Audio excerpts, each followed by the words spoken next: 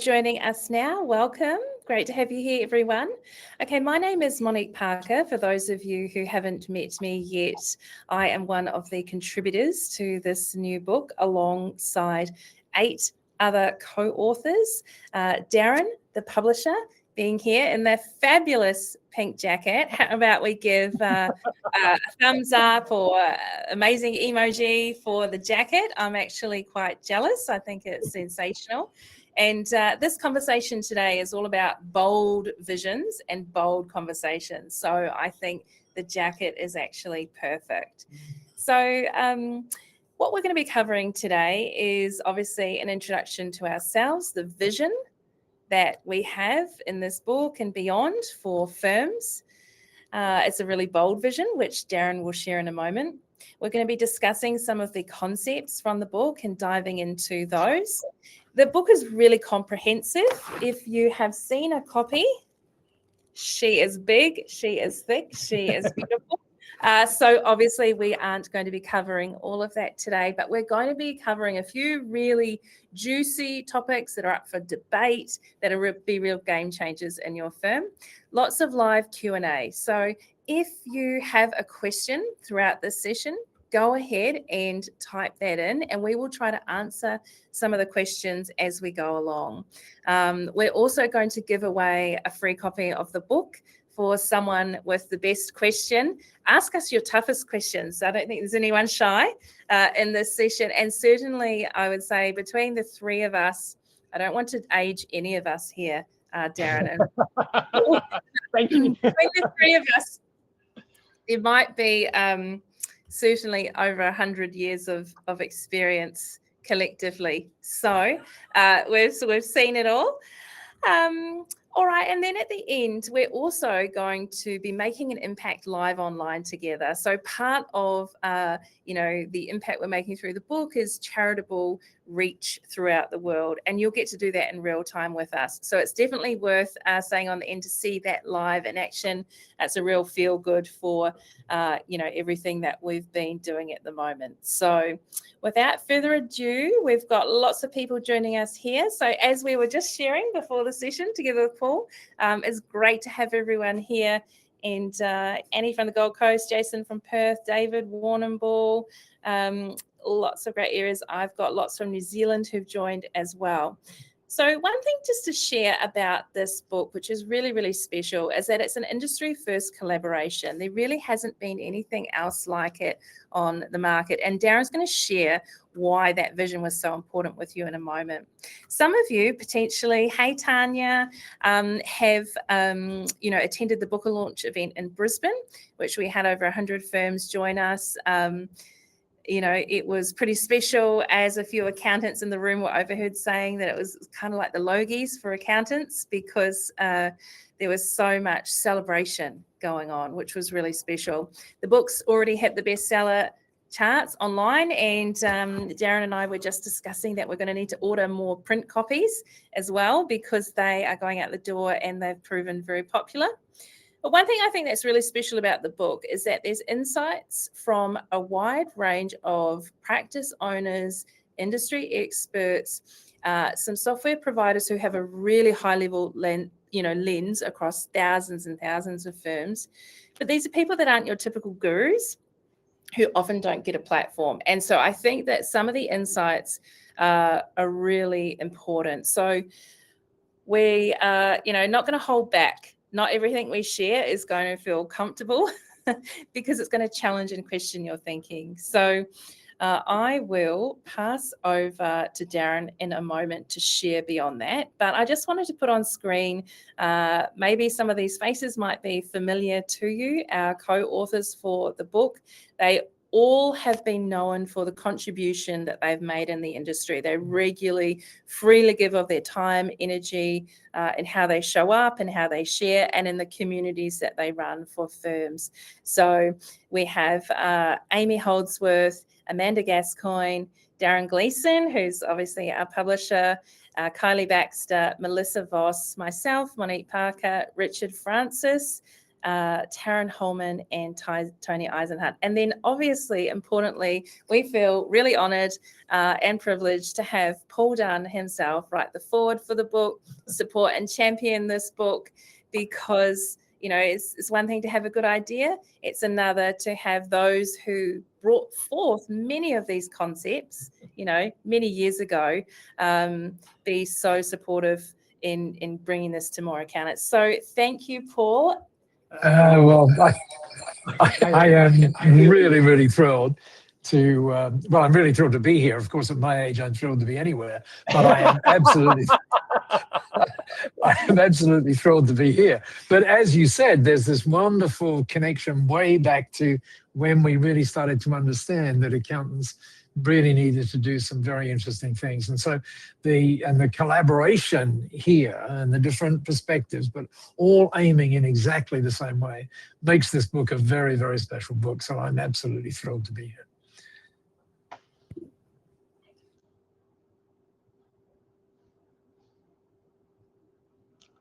Unmute, Monique. Sorry, could you hear me before? Lip reader. Amazing. It was a test for all of you up front. So we're going to hear some more from Paul in just a moment. But before we kick off, I wanted to pass over to Darren to quickly introduce himself and the vision behind why this book, why now, and why he's bringing it to life. So over to you, Darren. Thanks, Monique. Last year, I'd been in the accounting public practice industry for 30 years, and I was thinking about the industry when I had a bit of time, and everybody was getting very excited, as we are now, about AI, and I read on LinkedIn, somebody does something and it saves a day, or, something that used to take 2 days, it saves 5 minutes, takes 5 minutes. And I'm thinking, all these productive changes, how's it going to translate to productivity and profitability, etc.? And then I was sort of looking back over the last 30 years and all these other sort of productivity changes that happened. Back in 2006, remember Xero had the data feeds, the bank feeds. We all got very excited about that, the bank feeds, the cloud. A bit further back, we had, I talked about the fax machine, which the younger generation probably doesn't even know what a fax is, but you put a bit of paper in, it goes on the other side of the world. Absolutely amazing. And then I sort of thought back to when I was first a graduate, just having a computer on every desk. And when I first was a graduate, even like salary returns, it was all manual, it was all paper. We did it on a bit of paper. We sent it to the girl, the receptionist. She typed it up, come back in a week or two. When it was happy, we mailed it to the ATO. Now the software, it takes 5 minutes. So I'm thinking about all these savings and all these processes. And then I was thinking, what about the other side of the coin? What impediments or things that have destroyed productivity? And then we were talking, last month about the AML, for example. That's really killed productivity. It may have been needed and for sure, but you can't say it makes an accounting practice more profitable or efficient. And then there was the other stuff like the professional bodies, the TPB, code of conduct, quality assurance, even just adding a client to the tax agent portal. You talk to an accountant now, it takes time. So when I weighed up all those pros and cons, I sort of thought back, over the last 10, 20, 30 years, the average accounting practice is no more profitable, and in some cases, less profitable than they were 10, 20, 30 years ago, even though we had all these technology changes and advantages. And then I started thinking, what the hell is going on? What is happening? We should be more efficient. We should be more productive. We should be sort of following the Musk vision, that AI makes everything efficient. We won't need to work. We'll have all this money, but probably nobody believes that. And then I come back to two main things. The first thing is sort of picking up on one of Paul's points is, I think the average accounting practice is not very intentional. Often they just start off, I work as a graduate, I work there a few years, people like me, I seem to be good with clients. I either get offered a partnership and buy in, or I break away and get started. So often it's sort of a bit ad hoc. I don't give a lot of thought to how I'm going to run my practice. I just do it. It's that doing. And then the second thing, I think a lot of accountants in practice as well, they don't operate their practice like a business. They're in love with being a professional and they love doing the work. And, I say that, and that will probably upset some accountants, of course. A lot of other accountants will nod their head and agree 100%. I'm of the thing that, if you want to run a good business, you need to make a good profit. Otherwise, you're not running a good business. It's like the restaurant. For example, if the restaurant is not servicing customers, making a good profit, then they fail and disappear. But often accountants don't, they just plod along. So anyway, with all that in mind, that is why I came up with the idea that we need to create a book or create, a blueprint, get some industry experts together and focus on something very basic, just double your accounting practice profits within 12 months. I know it's a big call and not everybody's going to be able to do it, but we dragged together 9 industry experts, 18 chapters, a blueprint. And it's step by step. It can be done. That's it, Monique. Thank you. And yes, it is a bold vision, but bold ideas is what inspires change, right? And there is obviously, a lot of detail, very practical strategies inside the book, and a very clear roadmap for where you start and how you move through. Now, obviously today, we're just going to be cherry picking a few ideas to sort of discuss and explore, and we'd love to hear your thoughts. Pop your questions in the chat, disagree if you feel inclined, or agree and share what that might have looked like for you in your firm as we go through. Because really, I feel that there's some timeless advice here from Paul that you might want to elaborate on and share. And perhaps just a very quick introduction, because there may be a couple of people on this webinar. It's unlikely, but who haven't heard of your impact in this industry before we move on. Let me make sure that mic's on. There we go. Well, again, I'm sure, Darren, I really loved what you said. By the way, you went back and you mentioned the fax machine, and we were talking about being bold. I think one of the boldest decisions. Can you imagine the first guy who bought a fax machine? I mean, who the hell are you going to connect with? So boldness is really important. But there's something else I think that is even deeper, which, funnily enough, Monique and I were talking about before, but being here by now, and again, thank you for joining us wherever you are, being here has really opened up another kind of thought stream for me. And you mentioned, what was going on in 2006 and everything else. And I remember what was going on in 2010, actually probably 1910, but anyway, 2010. And, it's one of those moments where, you really get something, and as a result of getting it, your life changes. And hopefully that's what's going on. Well, I'm sure it is when you read the book, and not just read the book, but apply the book. That's exactly what will happen. So let me tell you what happened in 2010. Some of you may remember this. It was a lady who nobody knew who she was. She was a professor at the University of Texas in Houston, and her name is Brene Brown. And she did her first TED talk in January 2010. And it was, in June 2010. Mine was in January 2010. And she, at the 3-minute point, I just remember this phrase. And I don't normally use this phrase when I'm talking with accountants, but just as a result of what you said, I want to use it. So here's what she says. She's talking about vulnerability, and she says this: connection is why we're here. And then she adds, it's what gives meaning and purpose to our lives. So think about that for a minute. Connection, meaning, purpose.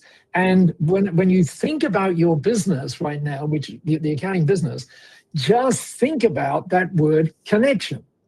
And where is it that you have that connection? For example, and by the way, it's not connection to everyone else, although that is important. First of all, it starts with you. That connection to yourself, and the understanding that through that connection to the clients that you're privileged to serve, you can, and indeed through your team members, you can make a major difference, I think, unlike any other profession, to the people that you're privileged to serve.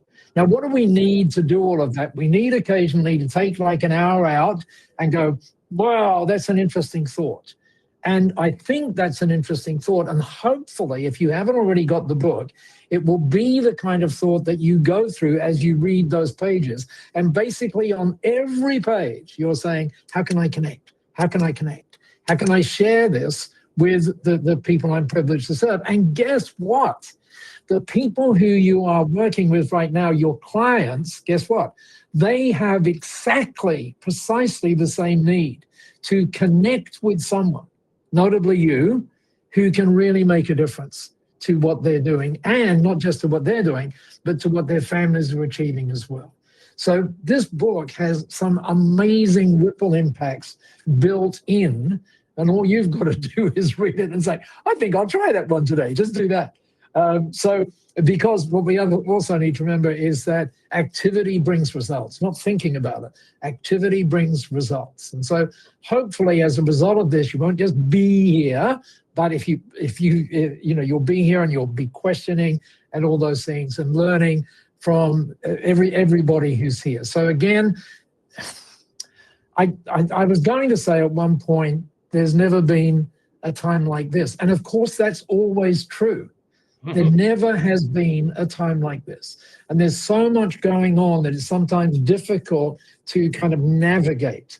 But think of that book as a navigator. Think about it like that, just navigating you through all of these things so that everybody comes out the other side of it really glad that they joined you on that journey. So I hope that makes sense. I love that. Thanks, Paul. And that's a really good segue into talking about a key recurring theme, although explored in slightly different ways throughout the blueprint, around designing your firm. And yes, I guess even thinking about that impact for you as well. So we're going to talk about this a little bit. I know you're also very passionate about this topic, Darren. So maybe I might kick off to you, because you've obviously run your own firm. You've now got franchise network of firms. You talk with people in all walks of practice every day. So share a little bit about what this means from your perspective. Well, the whole thing about design is that it's like your life, but we're talking about your business now. Yeah. Decide what you want to do. You know, whether you want to make money, whether you want to hike through the mountains, or, you know, you want to be a Buddhist or whatever. But getting back to your practice, decide what type of practice you want. You know, what type of clients you want to service. You know, are they just business clients, or their salary returns, which generally I say get rid of. What frustrates the hell out of me in dealing with talking to a lot of accountants is they just take anybody who comes through the door. You know, like literally, you know, like they've got no perfect client. And of course, you take anybody who comes through the door, and sometimes these clients, they may have problems. They may be bankrupt, or financial difficulties, or this or that, or no money, can't pay you. And I say to the accountant, it's not our job. We want to design a practice, our ideal clients, and only take those clients on and service them our way. But a lot of accountants, you know, they've got this thing that they want to help everybody. You know, running a business is not servicing every part of the market. You've got to be, as Paul said, you've got to be very distinct and intentional. Yep. Darren, that's such a great point. And I'm going to pop in and say something controversial, because I've coached and worked with accounting firms as well as business owners. And I say, you know, don't make your business, you know, unintendedly a charity. Have your business align with a real charity and real charitable efforts, and keep your business as a business. And we're even going to show an example of that at the end. But I think a lot of people fall into the trap, and accountants are just as guilty, despite being, you know, very good with numbers, of doing things and being of service in a way that is not of service to them and hasn't been intentional. So we're going to talk a lot about how we design a firm that works for you as we go through these comments, because the key here is there's lots of gurus out there giving advice. AI is now also giving advice. But the key is there's no one right answer in this case. It's what's the answer or the strategy that works best in relation to your firm and your goals and what you're trying to design. There's no one size fits all approach here, but you need to be clear on what you want to create. Otherwise, you could unintentionally be embarking upon the wrong strategy. So it's something that's really important to be discerning when you hear all these advice and strategies and go, what aligns with your vision? And Paul, you've probably seen, you have seen thousands of firms go through your boot camps and working with them, and that clarity of North Star and what they want to design. What does that mean, from your perspective? Well, the answer to that is it really means everything. I just put it in the chat. Client selection is a major key to your profitability. And sometimes because we're accountants and we're really good at numbers and everything else, we tend to think that if we just give them the numbers, that's what it is. No. It's not that. The way that I've been saying it for years is very simply this: your job is not. Listen very carefully now. Your job is not to report on the numbers, right? Your job is to create successful clients. That's your job. Very simple. So it's not just to give them numbers. It's this community. And you, Darren, you mentioned it right up front. It's this human thing of connecting and of understanding the value that you bring. And we may even get to talk about the value that you bring, because most of us think that the value is in what we do, rather than the value being in the outcomes that we produce for the clients we're privileged to serve. We need to really understand that that's what it is. And of course, one of the keys to that is being curious enough to ask the questions. And Monique and I were having a big discussion about curiosity before. So again, remember, big thing for now, client selection is a major key. And as Darren said, you don't have to serve everybody, because that's not serving anybody when you do that. And particularly, it's not serving you. That's a really great point, Paul, in terms of, adding value, right? So we're going to now jump into a bit of a conversation around advisory. I know this is a super contentious word lately in the industry. What does it mean? You can define it how you like, but for the context of this conversation, it's adding value beyond, what you're required to do. And what is that value, and how does that look, and how do you price that in your firm? Again, is unique and specific to your situation. But if we're looking at the future of accounting, and when we think about, all of the compliance work and advisory, we'll throw back to you, Darren, because I know you run a whole business helping people do this, but you're just passionate about it in general. So what would you like to share with everyone around a focus on value-added services, aka advisory, in their firm 2026 and beyond? As you know, Monique, the accountants are jumping on the bandwagon at advisory for their clients. And I think a lot of the advisory they're starting off with is, I call it advisory light, which is, cash flow forecasting, a bit of budgeting. That's all good, good stuff. But let's get into the meaty part, which I like. Let's look at profitability. What can we do, and what can we work with that client to increase their profitability 50 or 100% over the next 12 months? We've got some software, and I'm very big into benchmarking, and we've got we developed a benchmarking system for different industries, and it benchmarks a business against the top 20% in their industry. So what we want to try and do is our clients move them into the top 20% of the profitability. For example, I do some work with my daughter, Gemma. She's got a couple of cosmetic injectables clinics. The average clinic, for example, has got after owner's market wage, has got a 10% pre-tax profit margin. The top 20% has got a 25% margin. That's where we want to be. And there's ways to get there. And that, if we work on that advisory, create an immense amount of value. For a start, they've got all that extra profitability, but then what does that make the business worth? Instead of being worth 500 grand, it's worth 1.5 million. How much will the clients pay for that? A truckload. Whereas the cash flow and all that, I'm not saying don't do it, but it's advisory light as far as I'm concerned. Yeah, and that comes back, Darren, to being curious, doesn't it, about where the client is at. And we again, we think it's all about talking about what we do and everything else. It's not. It's asking questions. So, for example, to take what you were just talking about, where we're looking at some numbers that we've got from this potential new client, and we see what the profit number is, and the simple question: how do you feel about that? And you're going to get some sort of answer, and then next question: well, what would it mean to you if we could make that? Right? And so all of a sudden, just through 2 or 3 simple questions, what you've got is a North Star for that relationship. And be then committed, both of you then, be committed to that relationship. So that's a really crucial part. It's kind of like what I was talking about before when I talked about connection. And connection comes from being curious and then opening doorways to where that leads. I love that. Thank you. And so many of the accountants and accounting firms that I speak with that are successfully delivering advisory and have had significant fee uplift in adding those services over the past 12 months, it's simply down to conversations. So just scheduling in more conversations with clients to find out what's going on in their businesses. And Darren raised a really interesting point around what clients will pay for.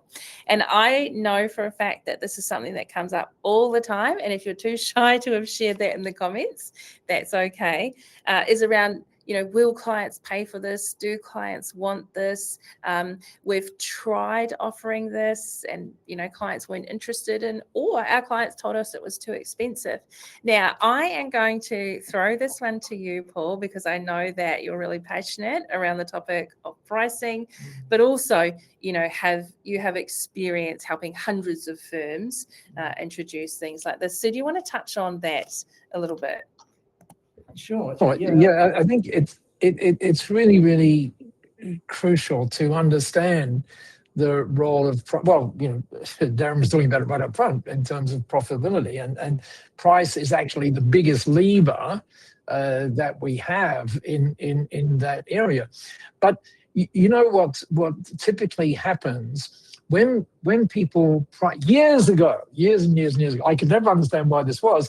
Accountants used to price things in terms of 6-minute units and all of that kind of stuff. And so, but you remember that? I mean, it was just amazing.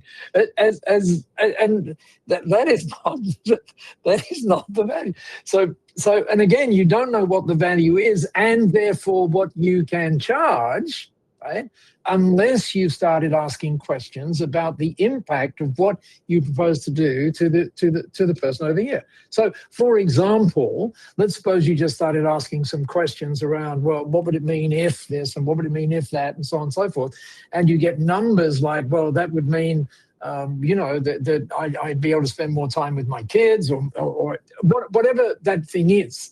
And those are the things that anchor how you price things, right? It's not about what you do. It really is not about what you do. It's about the outcomes. And you cannot talk about outcomes unless you ask the questions to find out what the impact of what it is that you do. And so that's the crucial point, which again is also crucial in terms of connection. How do you connect with someone? You connect by really asking questions. And by the way, and Darren, you would know this as indeed Monique does, the questions are not that difficult. So it's kind of interesting. For example, I was working with someone the other day in the United Kingdom, and they said, we get all these pricing inquiries and stuff like that. And I said, well, how do you handle them? And they said, well, someone asks us, what's the price for that service? And then we say, the price is whatever the price is, so many pounds. And I said, what if you just got it in your head that whenever you do that, you add something on. So you say, the price, or for us to do that, John, is $3,000, or whatever the number is, $3,507. And this is the question, and that includes a number of very special things. Now, just imagine what happens now when the client hears that. The question you're going to get is, what are the special things? Right? And now the whole conversation takes on a whole different dimension, because the client sees you as the helpful person helping him to get to that outcome that they wanted. Right? So it's all again around this connection and questioning piece. And, you know, when you read the book, when you get into that, guess what? There's systems in the book to allow you to do that. Right? So you don't have to sort of invent this. It's all there for you. It's like follow the map, and the map is great. The other thing about pricing is that I hope that everyone was writing down. That's a great doorway question into helping your clients self-identify value. And, you know, one of the things that I find working with a lot of firms and having also sold directly to business owners for prices that, you know, would probably make you squirm. And this is what business coaches are doing all the time, selling to your client base, right? Very successfully, is helping the clients identify the value of the goal that they are looking to achieve. Usually this has a tangible monetary value associated with it, particularly with the type of work you do. There's usually some intangible benefits as well that you want the clients to be present to. Or depending on the type of business, there might be some real pain associated with the problems they're looking to solve. If you are creating a scenario that has contextualized your offer or your solution with those either outcomes or problem resolutions, it also makes a lot of sense. And this is where we're going to keep talking about client selection throughout this conversation, because the reality is that for some clients, some business types, some industries, or certainly below certain revenue or complexity levels, the dollar value for them of the solution is not really worth enough to justify the payment. Whereas the same process and the same service to a larger client that has a lot of complexity or can unlock a lot of opportunity through some of those changes, you know, it could be $1 million difference of tangible benefit to them. So it makes sense for one to say an easy yes to an investment of $25,000 worth of advice and strategy and structuring, whereas for another client, it may not. So half of this game around advisory and services is being really clear around looking in your client base, which clients are a great match for which services and who are you not currently serving with those services, right? Because that's your easiest opportunity to understand that it's not about you. It's not about your worth as an individual or even sometimes your ability to sell. It's actually making sure that you're positioning the right opportunity at the right time to the right clients. And when I say at the right time, this is something I really want to give everyone hope around, is that sometimes you will need to position the opportunity more than once or multiple times to someone until they are ready or the timing is right. And that's about your commitment to being of service as opposed to, you know, responding to your own fear of, you know, rejection or not being wanted. And that's a real mindset piece. And I know for myself, I've had advisory, people from the finance industry follow up with me numerous times when I've been busy.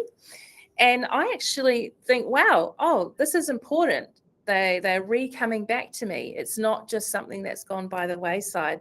Now, I'm going to pass over to you, Darren, on this, because I know that you've probably seen this play out many, many times. Yeah, definitely. Pricing is one of those fascinating things. It's like for a standard company, and say for example the tax, even just the compliance services. Some clients some accountants are charging $2,000 for that service. Some are charging $4,000, some are charging $6,000, some are charging $10,000.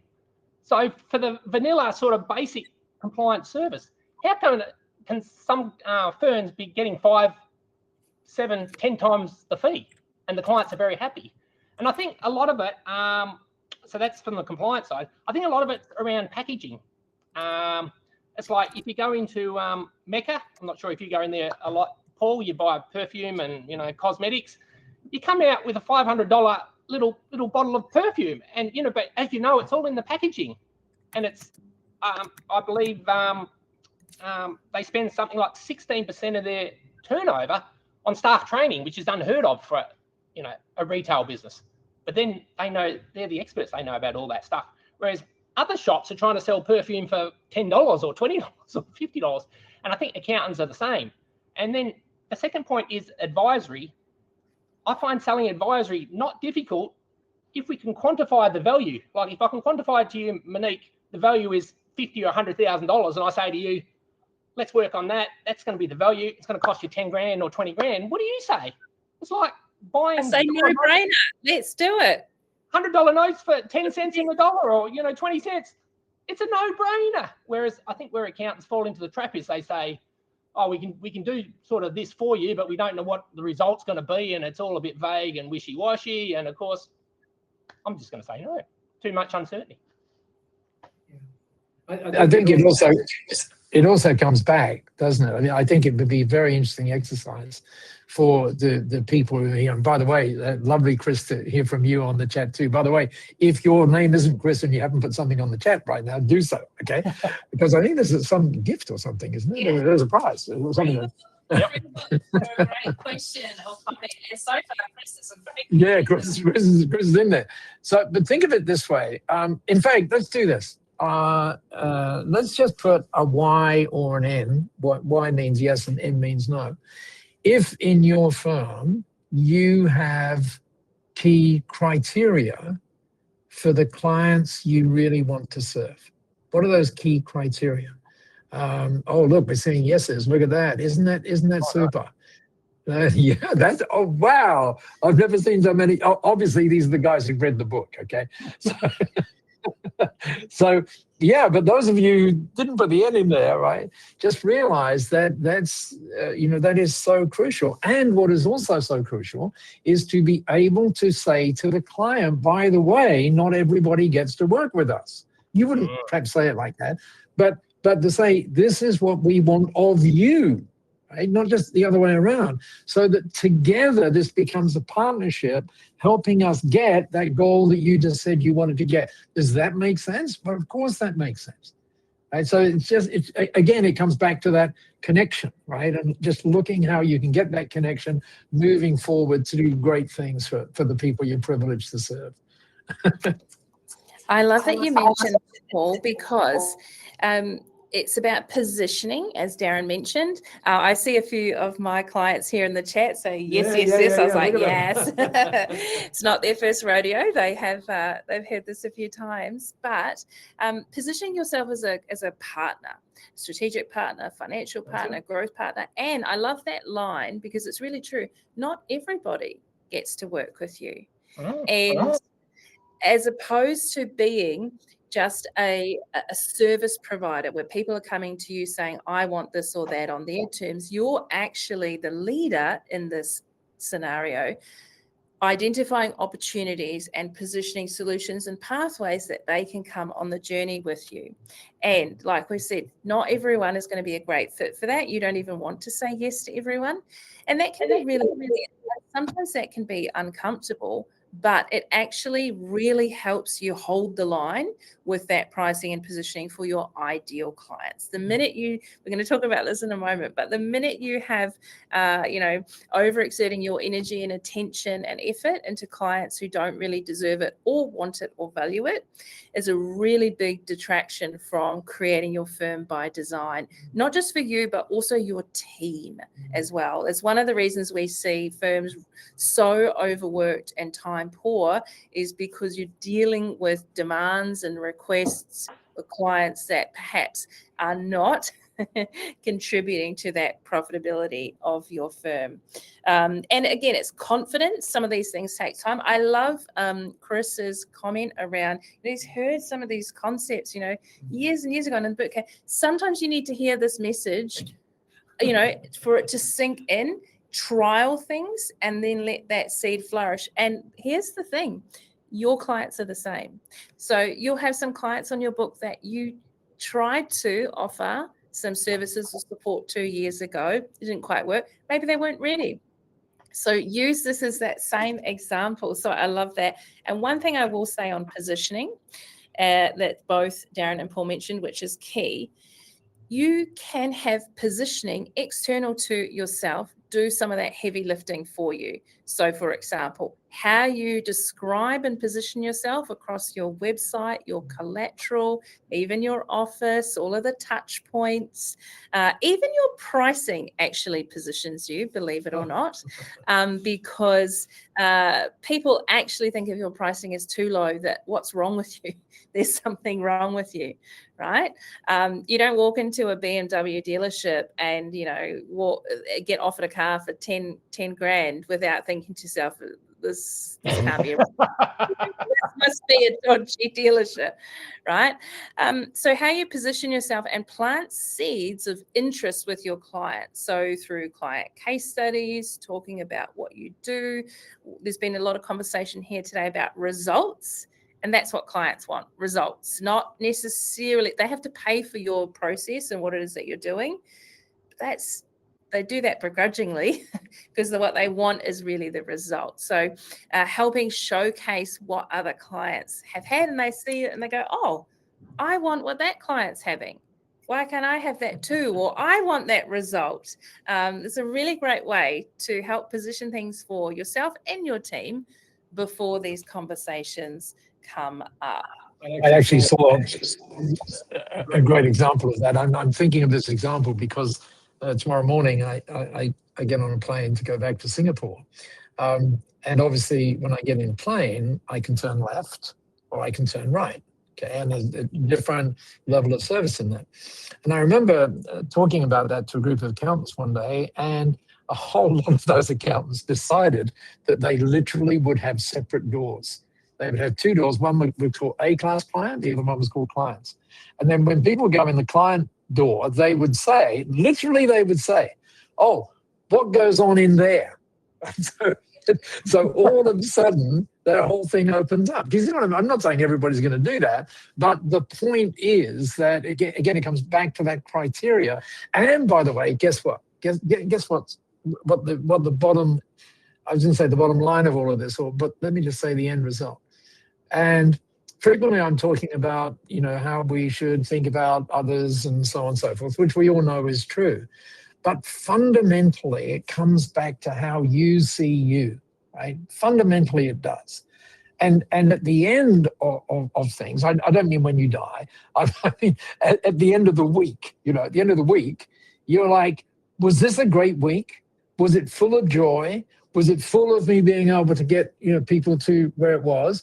Or was it one where I was really stressed to the eyeballs, where my team members were stressed to the eyeballs, where it was that kind of thing going on? Just think about that. And as Monique so beautifully said, it comes back to you and what you design, right? You design. Sometimes we point at the client and say, oh, it's their fault. No. Not. It's our fault because we forgot to design what we ideally wanted. And the book gives you chapter and verse as to how to do that. So one thing you might want, is it Monday today? It is, it's Monday today. So that means you've got the rest of the week to do that. Just write down, what do I want to design? Right? And then once you've got what do I want to design, then that's going to lead you to some very specific actions. And Chris, Chris is in the going for the book so far. Yeah, it's going well. What Chris said, if you look at the chat, what Chris said is, I really didn't get it until a particular time, and when I got it, it changed everything. And so just by you being here, and by the way, thank you again for being here, this is your time to get it, to really get it, and to know that you've got the blueprint for it, right there, okay? So make sure you've got that, and make sure you do all of those things that we are talking about. Awesome. Well, that means there's also a good comment there about getting copies of the book. And yes, the link will be emailed straight through to you after the session. I'm going to come back to that topic and just finish off this discussion here around client selection because it's so important. Crucial. It's crucial. And in the book, we talk about, just to make it easy, A-class Abbeys or D-class Daves. And apologies in advance if your name is Dave. I haven't met that many accountants called Dave. I would be very worried. Andrew is a very common one, so I steered clear of that. But thinking about your clients and how you curate your client base, and how you also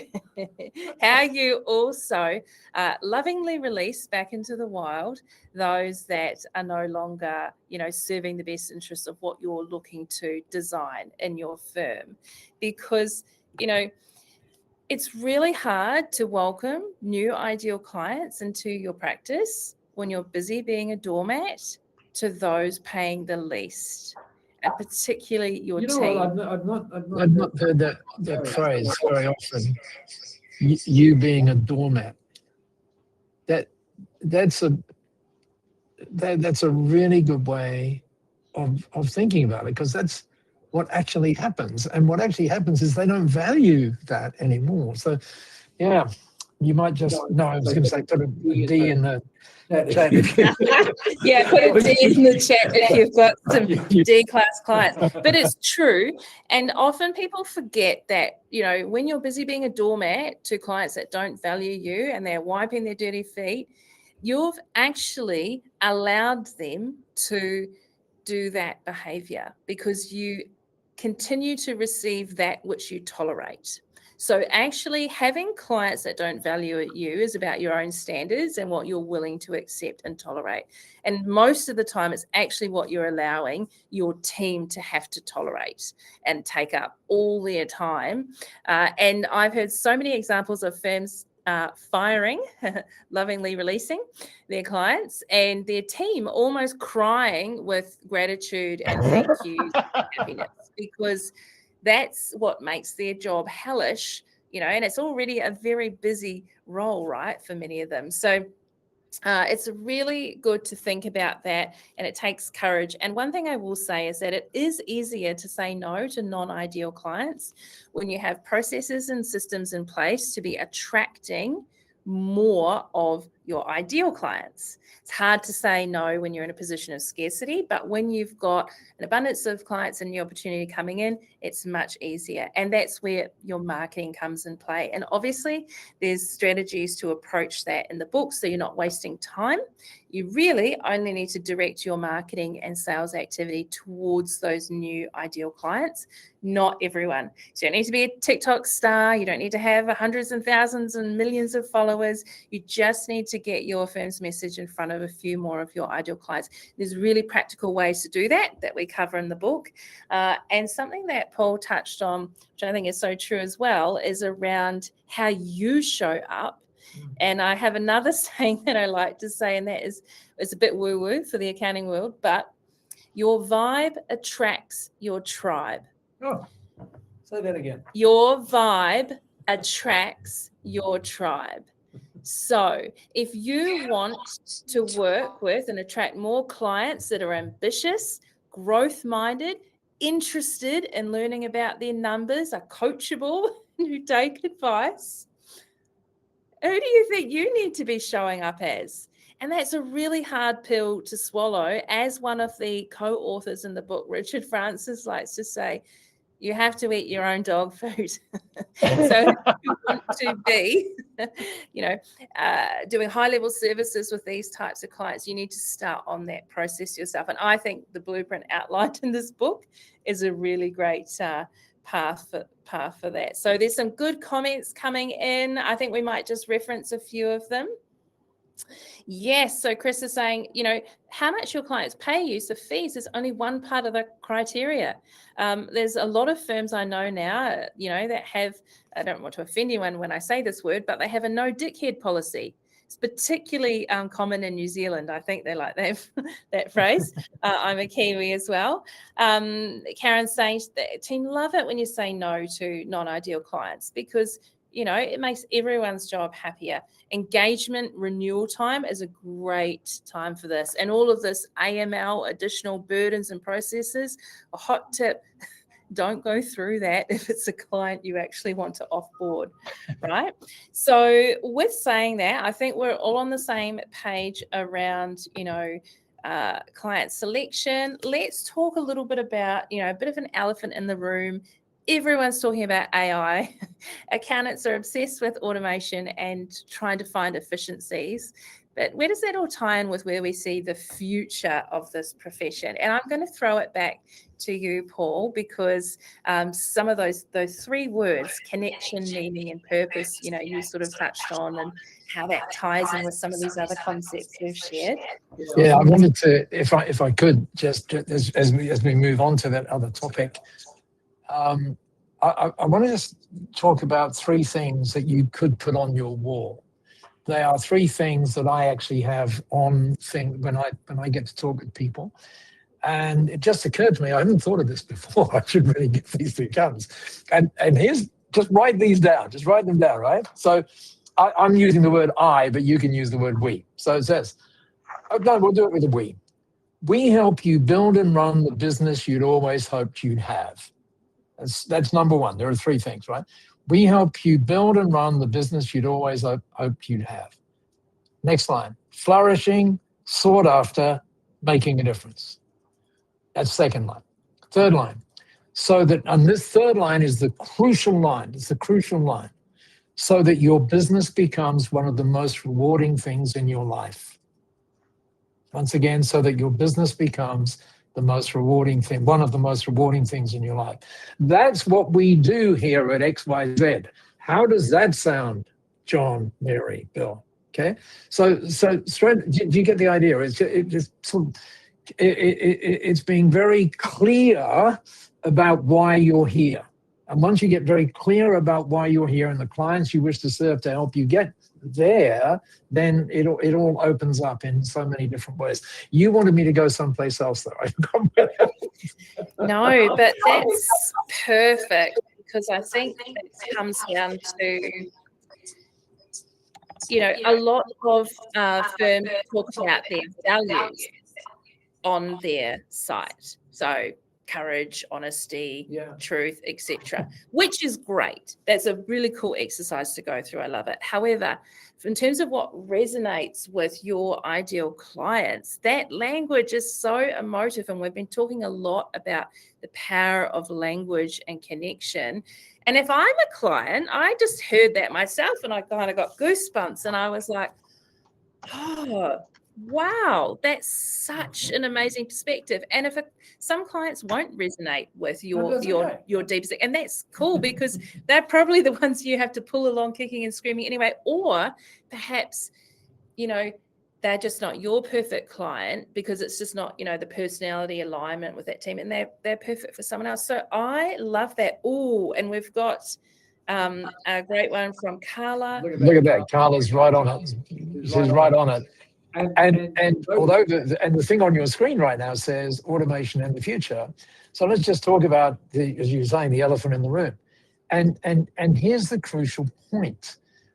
What AI does is let you do that. It lets you do what's there at a scale that you just could not do before. And it's not that AI is necessarily running the text, all of that. But what it is think of it as the way that, in fact, you and I, Monique, were talking about it before, about our thinking partner and how we do all of these things. One of the phrases that I use is that, and a guy called Joseph Pine wrote a book about it as well. He talks about the transformation economy. And he says that the goal of any business should be to foster human flourishing. Just think about that for a second. I use it as foster humanity flourishing. But if you think about that person sitting opposite you right now, that's what AI allows you to do. Why? Because you can spend more time on the judgment and the connection so that you've now got more time to do that. And that is where the value is. An AI cannot replace that. But what it can do is free you so that you've got more time to do that important connection work. I hope that's okay. Yeah, I love that, because this is the paradox, right? Is that is kind of the trick question. Whilst everyone's out there talking about efficiencies, the reality is that transactional style work becomes less valuable over time. because the machines can do it, processes can do it faster. And the real value that people want to pay for is that transformational results. They want to pay for transformation. And part of transformation always involves rapport, connection, and the feeling that they will have. So one thing that's missing from the conversation, but in the accounting industry, but is happening a lot in other industries, is the consideration of, as we enter a complete state of overwhelm and chaos with all the things that are going on, the one thing that people will turn to is people, the original trusted advisors. So that was a word that came into the vernacular, maybe 20 years ago, would you say? It was. Yeah. And I think it's actually become more meaningful than ever now. And that's also where the value in those services lies. So I'm going to pass over to you, Darren, around your thoughts around this. It's kind of funny because you work in tech as well and facilitate that. But I'd love to hear your views, and then we're going to share some impacts.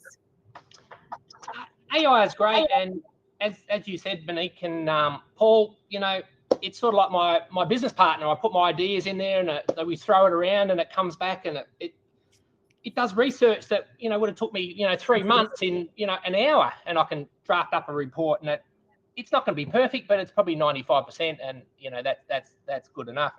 I think the thing about AI is it's great, but we just got to remember it's actually only a tool, and we've had a lot of tools, and I talked about my 30 years of tools over in the accounting industry over the last 30 years. The thing that I think is the most value is that personal connection and that conversation with the client, that accountability meetings we have for the business advisory. I say to you, Monique and Paul, you said you're going to do this by the end of next month. That should produce those numbers. We catch up, you haven't done it. What's going on? So it's a bit like the gym, the gym membership or the gym trainer. That accountability is very good. And the second thing I think, of course, is it's about defining the problem and being on the journey with the client. So sometimes it's that hand holding, and it gets back to that trusted advisor thing. Who else can they talk to, really? Does their spouse really want to hear about the problems of running their business, or their children, or their friends? It's that trusted advisor. And I think that role is, the more things are becoming digital and online, the more powerful connections with deep connections with few people are, really. Absolutely. Well, thanks, Darren. And I think we're all in agreement around that. So we're going to flip now to any final opportunity for Q&A. Pop your questions in the chat as we go on to the next slide. We'll have time to read any of those and answer to you. What we're going to do now is show you a little bit of the impact that we're all making collectively through this book. So as some of you attended, and those of you heard us speak about before, we had an amazing book launch event in Brisbane. And we had a goal of having 100 firms and industry partners in the room, and that for every one in attendance, we would make an equivalent impact contribution to B1G1, Business for Good, of $10 per person. Now, Paul is going to be talking a bit about that in a moment, but that is the impact we made by doing something that we were doing for our business anyway, we were doing for the book anyway, and now we get to have a ripple effect across the world. And that's thanks to the people who attended. And now, obviously, you're on this webinar with us, and we wanted to share that same experience and what's possible with you here. So if you have Can you just go back to the slide a second? I just wanted to look at that slide just for a minute. And you can see a couple of things on there. On the far right, you can see money, right? The $1,000, okay? But then read underneath it. 1,455 days of education. 1,100. Now, I could go through all of that, but what you're looking at there is the outcomes. And it's those outcomes that really, really make it make sense to you. And so, by the way, I'm just, on behalf of B1G1, I'm just blown away by the fact that you could do that. But until now, I'd never seen it quite like that. It's these ripples, and that's you use the word a minute ago. It's those ripples that we're actually producing for the client as a result of them being with us. So I'm just blown away by what you're doing here. Thank you. It's really amazing. Wow. And, you know, it's only a small thing in the scheme of business, but a very big thing in the scheme of life for the recipient. So I think that that's what the whole buy one, give one sort of concept is around, is things we're doing anyway that we're transacting within business, but how can we turn that into an impact? And so for all of you on the webinar, if you have a phone, you know, there's no preference, iPhone and Samsung, both work fine. You can scan this QR code. We have set up a contribution bucket from the book for B1, G1, and you get to choose which worthy cause you'd like to contribute to right here, right now. We're doing it real time on this call. So use the QR code. We can all do this now. Have that load up. It literally takes 2 seconds. You can do it before you jump off for the day. You can see there's 3 amazing causes to choose from. So education for Aboriginal communities here in Australia, bookkeeping skills training. I thought that was a really good one for this audience. For women. And also, if you're an animal lover, you know, give a meal to an orphan little Joey on the right there. So yes, we've got some people saying giving done. And look how easy that is. Now, one of the cool things is we're incorporating this tool across my own business in terms of when clients and customers do transactions or hit milestones or moments, because one of the things at the moment is that people craving things that make them feel good.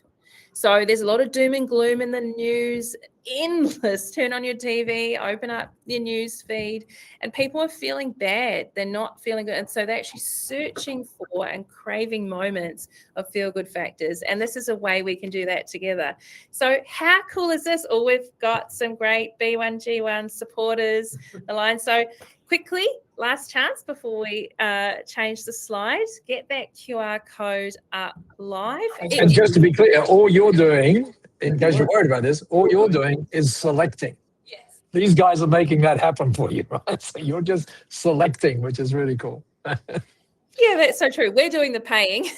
You're just doing the selecting, but you are paying with your time and attention, which we are so grateful for, because as accountants and in accounting firms, that is your most precious currency. If you're watching this replay, this QR code link should also still work for you as well. So you also have the opportunity to be part of making a collective impact together. And in a few weeks' time, when we do our roundups on social media showcasing our impact, you will know that part of that was because you were here today. This wouldn't have happened without you. So we are super appreciative. Thank you. And for those of you who are new to our world and Paul's world, if you can hang on the line with us just for a few minutes while perhaps you share what, Business for Good is all about, Paul. Oh, I actually didn't realize I was supposed to do that. But anyway, whilst you're here, yeah, Business for Good, or B1G1 Business for Good, it just lets you do what you saw there now, where you would be able to say to a client, just because we did this, whatever this was, this thing is going to happen. This thing, by the way, you have currently 494 highly vetted projects that you can give to, and you can actually make sure, or actually make that difference for just 1 cent. It depends on how you do it, but you can do it for 1 cent. And that's the thing, by the way, that really does start to make your business even more rewarding than it is now, because you're creating these additional ripples, and it makes it kind of feel so much better. So yeah, just pop up to b1g1.com and you'll see all of the great things there. And again, thank you, all you guys, for making this possible. It's a great example of partnerships working. I'm not often lost for words, but I currently got a big lump in my throat because of what you're doing. So thank you. Oh, well, thank you. And the reality is because this is a book with co-contributors and co-authors, we've got an amazing group who are so passionate about this industry. And one of the, another special thing is Darren, the publisher, has committed to, a percentage of royalties from the book, all going back into this worthwhile cause. So by you sharing the message about the book, so even if you have a coffee, please share the message with those in your community who could benefit, because it's really just amazing. And it makes me want to get out of bed a little bit more and have these things happening for us. Is there anything that you would like to share in relation to this, or final notes about the book? Darren? Yeah, with the royalties, Monique, 100% of the royalties that we get, once Amazon and, they take all their massive things. I think we'll probably end up with maybe $10 out of the $35 price. Anyway, that $10 will be going to B1, G1. It'll probably take 3 or 4 months because they're very slow to, before they sort of send the checks or they notify you. But yeah, all future royalties, 100% go to B1, G1. So we're all on board, 100%. Yeah, and you can see what I said about that on the chat. You're amazing. Love it. and by the way, talking of ripples, just imagine what would happen if every accounting firm did exactly what you're doing here. Just imagine, right? It's amazing. Well, imagine if they each bought one copy. Now we're talking. Well, there you go. Exactly. Thanks, Will. We're all, we're all in this together, and we can all contribute and collaborate together. So you will all receive replay links to this session and also direct links to purchase your copy of the book. We'd love your support. Also, if you Google old-fashioned or into your favorite AI, Accounting Profit Blueprint book, you will also see the links come up directly to Amazon. Just make sure you click the Australian Amazon account. If you're in Australia and New Zealand, it makes it a whole lot easier than trying to order through America. So as we finish off, I would like to say thank you so much for joining us with your time. It really means a lot to us. These concepts are important. They will make a difference in your lives. And perhaps if you're already embodying them, you may go on to share them with another firm that you know. Darren, the publisher of the book, has been exceptionally generous in bringing together such a diverse group and creating this platform and getting this book now into the hands of hundreds and hundreds and hundreds and hundreds of firms already. And I would say, thousands and thousands and thousands by the end of the next financial year. So we appreciate you, Darren. Thank you. Thank you. And we also so appreciate you, Paul, for just your continued generosity and commitment and contribution to this book and this industry as a whole. So thank you. All right, everyone. Such a privilege. Thank you. Thank you. Thank you.